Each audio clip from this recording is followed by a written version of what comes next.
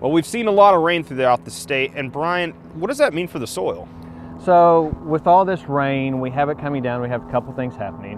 Our mobile nutrients, the nitrate, sulfate, chloride, they are in the soil solution. So when the soil solution moves down or out, it will follow. So more than likely, we've had a significant amount of nitrate movement, that the NO3 and the sulfur movement, the chloride movement, down in the profile or out of the profile. So those things are going to be lacking as we get into the springtime and green up, is that we're going to be low on nitrogen, probably low on sulfur too.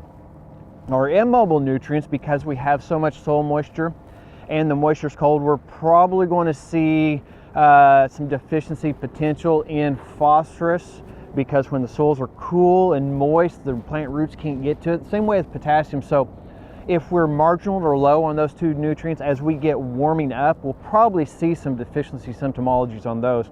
However, once we get warmed up, once the soils get going, the roots start growing better, we're going to see that root exploration, we'll see P and K deficiencies go. And once organic matter starts breaking down, once the soil temperatures warm up, we're more likely to see some of the sulfur deficiencies go away as that organic matter is breaking down and releasing. So with all that, what does that mean for wheat and canola? So with wheat and canola right now, we'll just start with canola real quickly. We're going to need to be getting on our canola as soon as we can before we go into to bolting with our nitrogen top dress. And I'd definitely be looking at some sulfur, because more than likely we've leached most of that sulfur out. So let's make sure we have the sulfur on. For our wheat, same scenario. On our high yielding wheats, I'd be thinking about some sulfur, but first and foremost, we need to take care of our nitrogen issues. We're going to be lower on nitrogen, and we need to be taking care of that.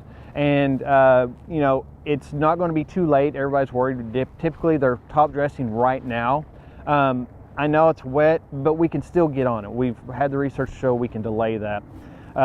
With this cold weather that's coming up in the future, if the ground's frozen enough, or at least hard enough to get across, it's not a bad idea to go ahead and get your fertilizer out while you have some solid ground. So have it out there and get it starting to incorporate, so when we get a green up, that nitrogen's ready to go. So throughout the winter, we've had these days where it's 25 degrees, then 60 degrees, and that fluctuation. What does that mean for the soil and for the wheat and canola in our winter crops? So it kind of gets the things start moving a little bit, but not rapidly. So the wheat is perfectly made crop where it'll take advantage of a couple warm days and start growing. And on the soil wise, our soils are stayed cool, and so with these warm-ups, they get going a little bit. The microbial activity kind of kicks up a little bit, but not really. So the plants are growing in the few days they can, but the soil's not really releasing. So what we'll see is the probability of maybe some responsiveness. Wheat's going to start growing, which also means we have still a great opportunity to get enriched strips out.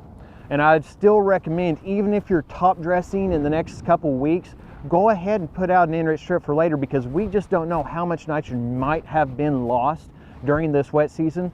So even, like I said, even if you're top dressing right now, go ahead and put out an enriched strip and watch it, because it may pay dividends as we get closer to hollow stem or into flag leaf if you're wanting to make a protein application. All right, thanks, Brian.